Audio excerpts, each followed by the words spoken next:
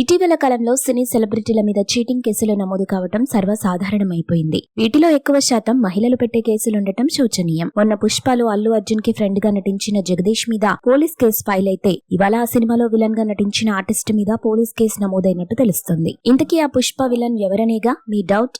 ఆ doubt clarify అవ్వాలంటే మా ఈ వీడియోను ఎండ్ వరకు చూసేయండి. అంతకన్నా ముందు మా ఈ వీడియోని లైక్ చేసి ఛానల్ ని సబ్స్క్రైబ్ చేయండి. ఐకాన్ స్టార్ అల్లు అర్జున్ హీరోగా వస్తున్న పుష్ప ది రూల్ మూవీలో నిజానికి చాలా మంది యువ నటులు విలన్స్ గా చేస్తున్నారు. ఇక వీరిలో నటుడు శ్రీతేజ్ ఒకరు. అయితే ఈ నటుడిపై ఇటీవల ఓ యువతి కూకట్పల్లి పిఎస్ లో కేసు నమోదు చేసింది. నటుడు శ్రీతేజ్ తనను పెళ్లి చేసుకుంటానని చెప్పి మోసం చేశాడని ఆమె పోలీసులకు ఫిర్యాదు చేసింది. దీంతో కూకట్పల్లి పోలీసులు 0 FIR గా కేసు నమోదు చేసుకుని దర్యాప్తు ప్రారంభించారు. ఇక నటుడు శ్రీతేజ్ గురించి చెప్పాలంటే ఈ వ్యక్తి 2006లో వెంకటేష్ నటించిన ఆడవారి మాటలకు అర్థాలే వేరులే చిత్రానికి అసిస్టెంట్ డైరెక్టర్ గా వర్క్ చేయడం జరిగింది. తర్వాత అనేక చిన్న చిన్న మూవీస్ కి కూడా శ్రీతేజ్ అసిస్టెంట్ అండ్ అసోసియేట్ గా వర్క్ చేసి టెంపుల్ డాక్యుమెంటరీలు సొంతంగా డైరెక్ట్ చేసే స్థాయికి ఎదిగాడు. అనంతరం ఈ నటుడు రామ్ గోపాల్ వర్మ తెరకెక్కించిన వంగవీటి చిత్రానికి ఆడిషన్స్ కి అటెండ్ అయి ఆ సినిమాలో దేవినేని పాత్ర పోషించేందుకు సెలెక్ట్ అయ్యాడు. ఇక ఈ సినిమా తరువాత శ్రీతేజ్ కు అనేక సెలబ్రిటీ బయోగ్రఫీ చిత్రాల్లో నటించే ఛాన్స్ వచ్చింది. అలా శ్రీతేజ్ బాలకృష్ణ రూపొందించిన ఎన్టీఆర్స్ బయోగ్రఫీలో రాజశేఖర్ రెడ్డిగా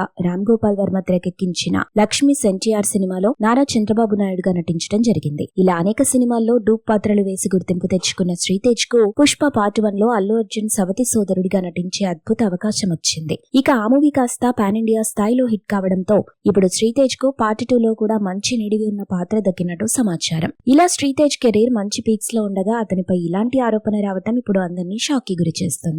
మీరు ఇలాంటి ఇంట్రెస్టింగ్ మూవీ అప్డేట్స్ మరిన్ని తెలుసుకోవడానికి ఇప్పుడే మా ఛానల్ ని లైక్ చేయండి, ఫాలో చేయండి, సబ్స్క్రైబ్ చేయండి.